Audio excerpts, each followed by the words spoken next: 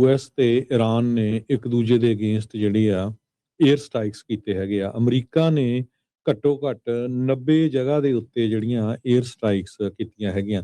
ਇਸੇ ਤਰ੍ਹਾਂ ਈਰਾਨ ਨੇ ਜੋ ਉਹਨਾਂ ਦੇ ਗੁਆਂਢੀ ਮੁਲਕ ਹੈਗੇ ਆ ਉਹਨਾਂ ਦੇ ਉੱਤੇ ਜਿਹੜੇ ਜਿੱਥੇ ਅਮਰੀਕਾ ਦੇ ਬੇਸਿਸ ਆ ਉੱਥੇ ਸਟ੍ਰਾਈਕਸ ਕੀਤੀਆਂ ਹੈਗੀਆਂ। ਕਹਿੰਦੇ ਵੀ ਸਾਇਰਨਸ ਦੀ ਸਾਊਂਡਸ ਸਾਰਾ ਦਿਨ ਅੱਜ ਸਵੇਰੇ ਤੇ ਬਾਅਦ ਦੁਪਹਿਰ ਉੱਥੇ ਸੁਣਦੀ ਰਹੀ। ਜਾਰਡਨ ਦੇ ਵਿੱਚ ਵੀ ਜਿਹੜਾ ਆ ਅਸਰ ਇਹਦਾ ਦੇਖਿਆ ਗਿਆ। ਇਰਾਨੀਅਨ ਆਫੀਸ਼ੀਅਲਸ ਨੇ ਅਕਿਊਜ਼ ਕੀਤਾ ਹੈਗਾ ਵੀ ਥਰਸਡੇ ਨੂੰ ਜਾਣੀ ਕਿ ਅੱਜ ਅਸੀਂ ਏਅਰ ਸਟ੍ਰਾਈਕ ਲਾਂਚ ਤਾਂ ਕੀਤੀਆਂ ਕਿਉਂਕਿ ਈਰਾਨ ਦਾ ਇੱਕੋ ਇੱਕ ਜਿਹੜਾ ਨਿਊਕਲੀਅਰ ਪਲਾਂਟ ਹੈਗਾ ਉੱਥੇ ਅਮਰੀਕਾ ਵਾਲਿਆਂ ਨੇ ਬੰਬਾਰਡਮੈਂਟ ਕੀਤੀ ਹੈਗੀ ਆ। ਉੱਥੇ ਜਿਹੜੇ ਐਕਸਪਲੋਜ਼ਨਸ ਆ ਉਹ ਰਿਪੋਰਟ ਹੋਏ ਹੈਗੇ ਆ ਤੇ ਅੱਜ ਹੀ ਜਿਹੜਾ ਆਇਤੁੱਲਾ ਅਲੀ ਖਮੈਨੀ ਆ ਉਸ ਦੀ ਜਿਹੜੀ ਬਾਡੀ ਆ ਉਸ ਨੂੰ ਅਰੈਸਟ ਕਰ ਦਿੱਤਾ ਗਿਆ ਉਹਨਾਂ ਦੇ ਹੋਮ ਟਾਊਨ ਮਸ਼ਾਦ ਦੇ ਵਿੱਚ, ਜਿੱਥੇ ਦਫਨਾ ਦਿੱਤਾ ਗਿਆ ਆਪਾਂ ਕਹਿ ਸਕਦੇ ਹੈਗੇ ਆ। ਸੋ ਦੋਨਾਂ ਮੁਲਕਾਂ ਦੇ ਵਿੱਚ ਇਸ ਵੇਲੇ ਜਿਹੜੀ ਆ ਪੂਰੀ ਜਿਹੜੀ ਲੜਾਈ ਆਪਾਂ ਕਹਿ ਸਕਦੇ ਹਾਂ ਦੁਬਾਰਾ ਕੀ ਫੇਰ ਚੱਲ ਰਹੀ ਹੈਗੀ ਜੀ।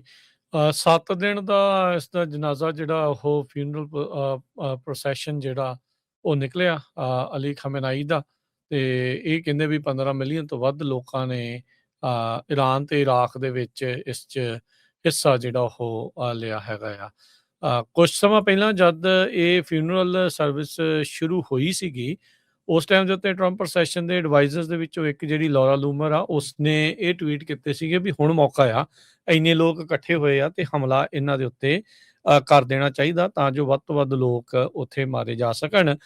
ਪਰ ਆਪਾਂ ਦੇਖਿਆ ਵੀ ਕੱਲ ਆਪਸ ਦੇ ਵਿੱਚ ਜਿਹੜੀ ਇਹਨਾਂ ਦੀ ਸੀਜ਼ ਫਾਇਰ ਸੀ ਉਹ ਰਾਸ਼ਟਰਪਤੀ ਟਰੰਪ ਉਹਨਾਂ ਦੇ ਕਹਿਣ ਮੁਤਾਬਕ ਉਸ ਨੂੰ ਖਤਮ ਕਰ ਦਿੱਤਾ ਗਿਆ ਆ। ਇੱਕ ਪਾਸੇ ਜਿਹੜੇ ਹਰਜੋਤ ਸਿੰਘ ਜੀ ਅਟੈਕ ਚੱਲ ਰਹੇ ਆ, ਦੂਜੇ ਪਾਸੇ US ਨੇ ਕਿਹਾ ਵੀ ਗੱਲਬਾਤ ਜਿਹੜੀ ਆ ਉਹ ਚੱਲ ਰਹੀ ਹੈਗੀ ਆ। ਟੈਕਨੀਕਲ ਟਾਕਸ ਕਹਿੰਦੇ ਵੀ ਕੰਟੀਨਿਊ ਹੈਗੀਆਂ ਨੇ US ਤੇ ਈਰਾਨ ਦੋਨਾਂ ਦੇ ਵਿੱਚ। ਸਟੇਟ ਆਫ ਹਾਰਮਜ਼ ਨੂੰ ਲੈ ਕੇ ਤੇ ਨਿਊਕਲੀਅਰ ਪ੍ਰੋਗਰਾਮ ਜੋ ਈਰਾਨ ਦਾ ਆ ਉਸ ਦੀ ਲਿਮਿਟੇਸ਼ਨਸ ਨੂੰ ਲੈ ਕੇ ਕਿੱਥੇ ਤੱਕ ਉਹਨੂੰ ਲਿਮਿਟ ਕਰਨਾ ਆ ਉਹਦੀ ਜਿਹੜੀ ਇਸ ਟਾਈਮ ਕਹਿੰਦੇ ਵੀ ਜ਼ਿਆਦਾ ਚਰਚਾ ਆ ਉਹ ਚੱਲ ਰਹੀ ਹੈਗੀ ਆ। ਅਲ ਜਜ਼ੀਰਾ ਵਾਲੇ ਰਿਪੋਰਟ ਕਰ ਰਹੇ ਸੀ ਇੱਕ ਉਹ ਪੁਲ ਦੇ ਉੱਤੇ ਵੀ ਅਟੈਕ ਹੋਇਆ ਆ, ਨੁਕਸਾਨ ਪਹੁੰਚਿਆ ਆ ਜਿਸ ਦੇ ਜ਼ਰੀਏ ਰੂਸ ਤੇ ਚੀਨ ਨੂੰ ਸਮਾਨ ਜਿਹੜਾ ਆ ਉਹ ਜਾਂਦਾ ਸੀਗਾ। ਸੋ ਇਹ ਹੁਣ ਚੀਜ਼ ਹਰਜੋਤ ਸਿੰਘ ਜੀ ਦੇਖਦੇ ਆ ਵੀ ਕਿੱਥੇ ਤੱਕ ਜਿਹੜੀ ਉਹ ਪਹੁੰਚਦੀ ਆ।